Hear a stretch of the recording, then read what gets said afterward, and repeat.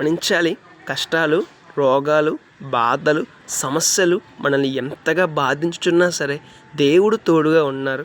దేవుడు సహాయం చేస్తారు, దేవుడు ఆదరిస్తాడు, దేవుడు చేర్చుకుంటాడు, దేవుడు తప్పక ఆ యొక్క కష్టాల నుండి విడిపిస్తారు అన్న మాటను బట్టి మనం ధైర్యం తెచ్చుకోవాలి. ఒకసారి ఆలోచన చేద్దామండి.